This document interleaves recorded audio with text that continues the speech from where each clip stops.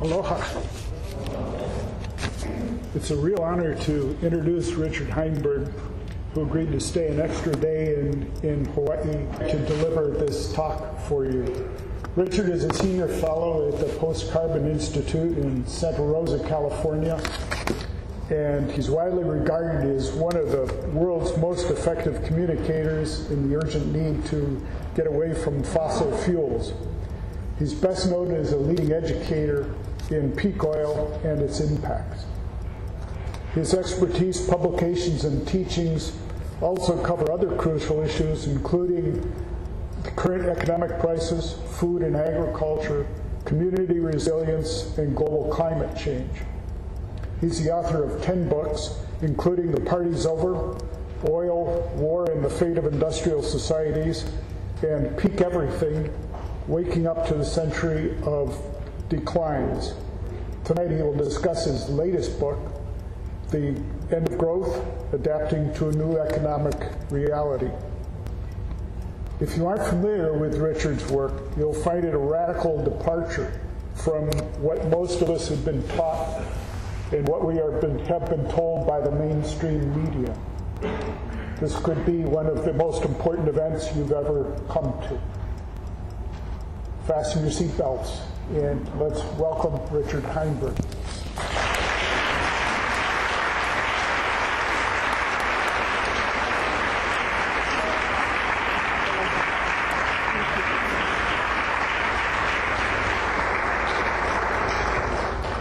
Thank you very much for that warm welcome. I started this book, The End of Growth, back in September 2008. You all remember what was going on in September 2008? I sensed at that time that this was more than an economic crisis. Clearly, it was a pivotal event in our recent history. And since then, several very good books have come out to trace the origin of the housing bubble and how it came apart, and how Wall Street created that awful mess. Andrew Ross Sorkin's book, Too Big to Fail, is certainly an excellent source if you want to read the story. How many of you have seen Charlie Ferguson's movie Inside Job? Quite a few. If you haven't yet, by all means, go out and rent it. It's a fabulous recounting of the ways in which Wall Street has failed us over recent years. But in my book, I have come to somewhat different conclusions, actually. Starting in late 2008, I began having conversations with folks who might have an interesting perspective on the financial crisis. I spoke to some Wall Street insiders, the former managing director of J.P. Morgan, vice president of Lehman Brothers, hedge fund managers, but also resource analysts, energy analysts, folks who have been studying for decades the basis of our global energy supply. And they offered a view of the financial crisis that was broader, more compelling, and fundamentally different from what we've heard up to this point. In the book, I trace the end of growth, which is what I think we're seeing right now, to what I call the 3 Ds: debt, depletion, and disaster. Debt we hear about a lot from many commentators.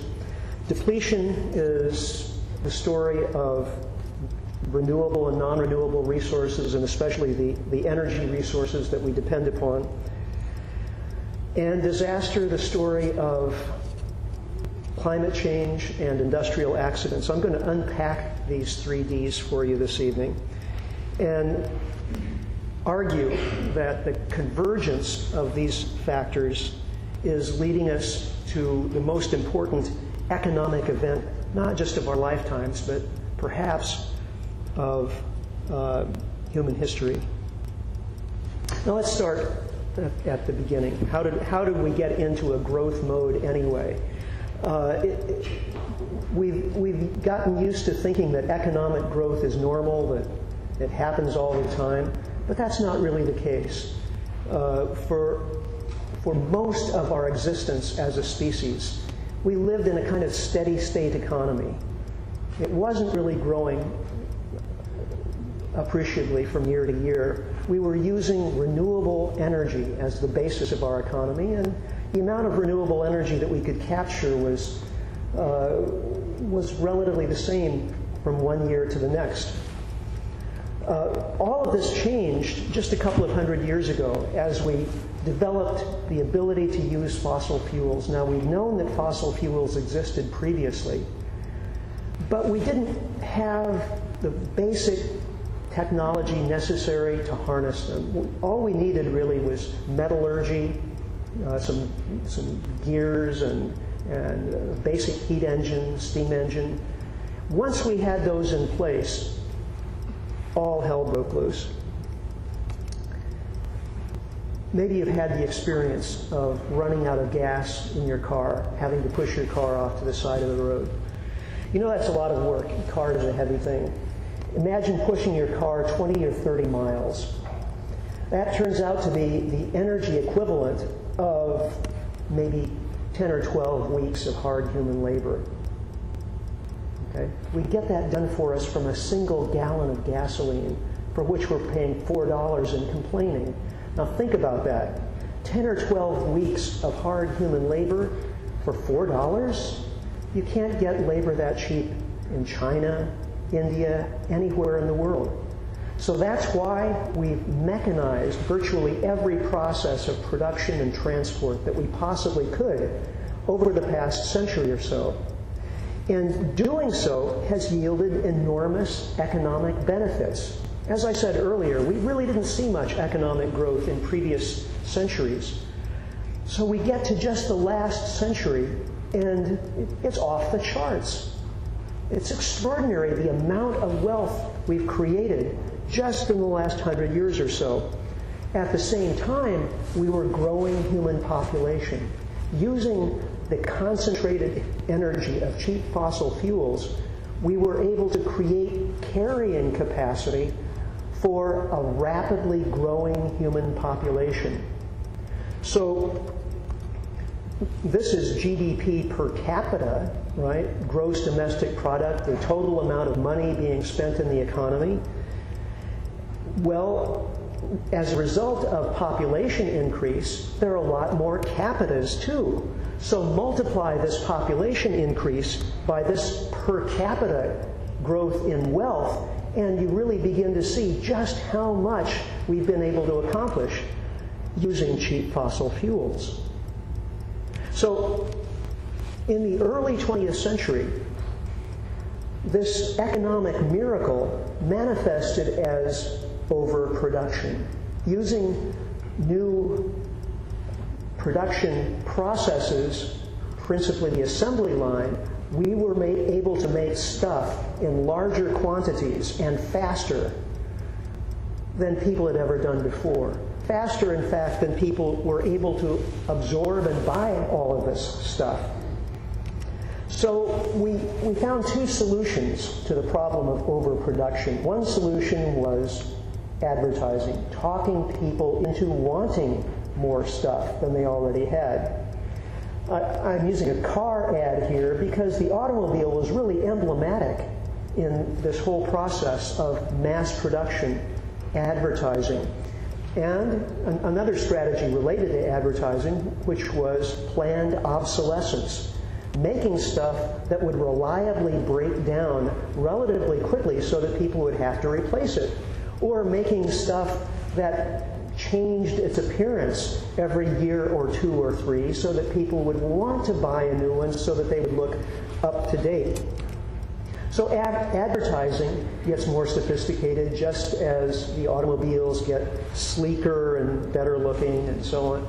Well, that was one strategy for solving the problem of overproduction. The other strategy was consumer credit, making it easier for people to go into debt to buy big-ticket items.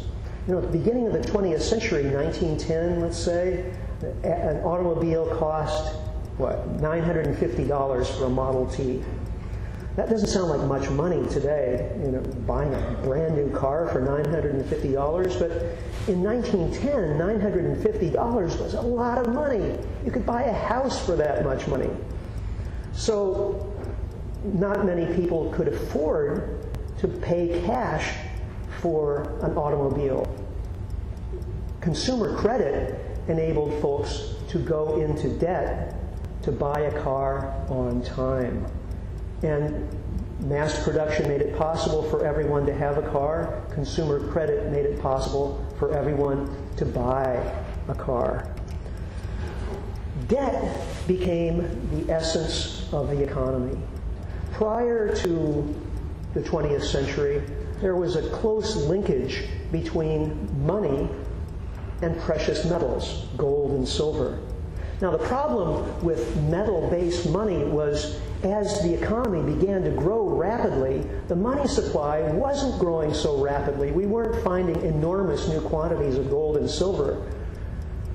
But we had a need for more and more money to keep track of all the economic activities that were being made possible by assembly lines and cheap fossil fuels. So what we did over the course of the 20th century was to de-link precious metals from money. Money became debt. If you walk into a bank and borrow $10,000, the banker doesn't go into the vault and look around and find $10,000 sitting there that somebody deposited. That's how banking used to work centuries ago. How banking works today is when you take out the loan for $10,000, the banker goes onto a computer and creates that $10,000 out of nothing through a few computer keystrokes. You have called $10,000 into existence magically, and when you pay back that loan, the $10,000 disappears. Now, of course, debt also implies repayment of interest. The interest isn't created at the moment that the loan is made, so how do people pay back their interest on their loans? If all of the money in existence is debt, where does the interest come from? Well, it comes from other people in the economy taking out more loans all of the time. As long as total debt is growing, then as long as we're doing business with one another, buying and selling stuff, and being employed and so on, chances are enough new money is being created to enable us to pay back the old debt with interest, and everything is fine. It's kind of like a pyramid scheme if you think about it. We assume that growth will continue, and that effectively is collateral for today's debt. Okay, so economic growth has become a fundamental feature of the economy. It's not just that we believe that growth is a good thing. We've actually arranged our economy so that it really only works as long as it is growing.